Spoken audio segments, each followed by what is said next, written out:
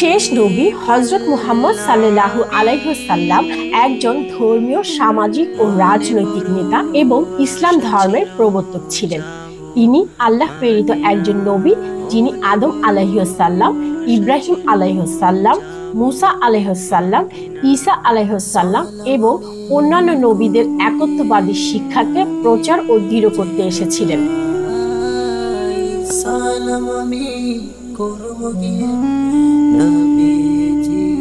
হযরত মুহাম্মদ সাল্লাল্লাহু আলাইহি ওয়াসাল্লাম আনুমানিক 570 খ্রিস্টাব্দে মক্কা নগরীতে জন্মগ্রহণ করেন।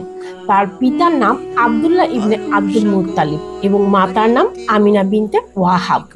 শেষ নবী হযরত মুহাম্মদ সাল্লাল্লাহু আলাইহি ওয়াসাল্লাম নবুয়তের দায়িত্ব পালন শেষে হিজরি 11তম বছরের রবিউল আউয়াল মাসে প্রিয় প্রভুর সান্নিধ্যে চলে যান।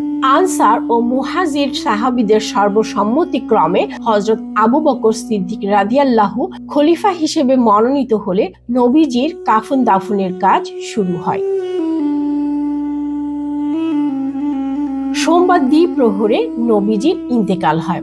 একদিন অতিবাহিত হওয়ার পর মঙ্গলবার দিনের বেলা রাসূল সাল্লাল্লাহু আলাইহি ওয়াসাল্লামকে কাপড় সহ গোসল দেওয়া হয়।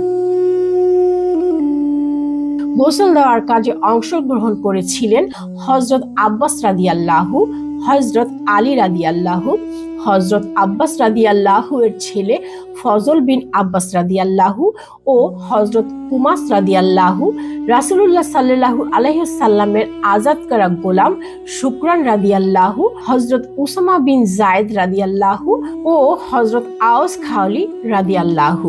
গোসলের সময় হযরত সাল্লাল্লাহু আলাইহি ওয়াসাল্লামের দেহ মোবারকের পাশর পরিবর্তন করেছিলেন হযরত আব্বাস রাদিয়াল্লাহু, তার ছেলে হযরত ফজল বিন আব্বাস রাদিয়াল্লাহু ও হযরত কুসাম রাদিয়াল্লাহু।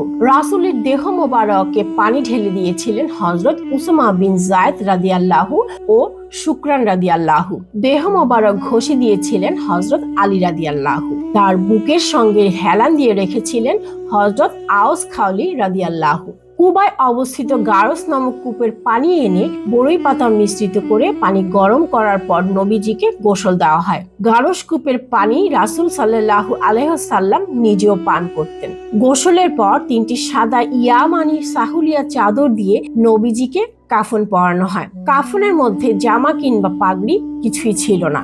রাসূল সাল্লাল্লাহু আলাইহি ওয়াসাল্লামের দাফন। হযরত রাসূলুল্লাহ সাল্লাল্লাহু আলাইহি ওয়াসাল্লামের দাফন কোথায় হবে এ নিয়ে সাহাবায়ে কেরামের মধ্যে মতবিরোধ দেখা দেয়। কেউ বলেন মসজিদে নববীর বিম্বরের কাছে দাফন করা হোক, কেউ বলেন জান্নাতুল বাকিতে দাফন করা হোক। পরিশেষে হযরত আবু বকর সিদ্দিক রাদিয়াল্লাহু বলেন, আমি রাসূল সাল্লাল্লাহু আলাইহি ওয়াসাল্লামকে বলতে শুনেছি, নবীরা যেখানে মৃত্যুবরণ করেন তাকে সেখানেই দাফন করা হয়, অন্য কোথাও দাফন করা হয় না।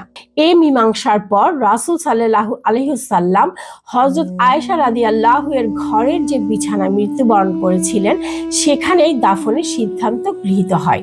হযরত আবু তালহা রাদিয়াল্লাহু নবীজির দেহ মোবারক উঠিয়ে এক পাশে রাখলেন। তারপর সে স্থানে কবর খনন করা হলো। রাসূল সাল্লাল্লাহু আলাইহি ওয়াসাল্লামের জানাজা। রাসূল সাল্লাল্লাহু আলাইহি ওয়াসাল্লামের জানাজা সাহাবায়ে কেরাম যার যার মতো পড়েন। নির্দিষ্ট কোনো ইমামের ব্যবস্থা ছিল না। সর্বপ্রথম রাসূল সাল্লাল্লাহু আলাইহি ওয়াসাল্লামের পরিবার বনু হাসিমের লোকজন জানাজা আদায় করেন।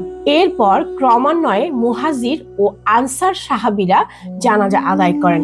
অতঃপর ক্রমান্বয়ে অন্য পুরুষ ও শিশুরাও জানাজা আদায় করেন। জানাজা আদায় করতে করতে মঙ্গলবার পুরো দিন লেগে যায়। মঙ্গলবার দিন অতিবাহিত হওয়ার পর বুধবার রাতের বেলা রাসূল সাল্লাল্লাহু আলাইহি ওয়াসাল্লামের দেহ মোবারক সমাহিত করা হয়। ত্রয়োদশ শতকে মামলুক সুলতান মনসুর কালাউন নবী মুহাম্মদের সমাধির উপর সবুজ গম্বুজটি নির্মাণ করেন, কিন্তু পরবর্তীতে 16 শতকে উসমানীয় সুলতান সুলাইমান গম্বুজটির রং সবুজে পরিবর্তন করেন। নবী মুহাম্মদের কবরের ঠিক পাশে তার সাহাবী এবং প্রথম 2 খলিফা আবু বকর ও উমর ইবনুল খাত্তাবকে দাফন করা হয়েছে।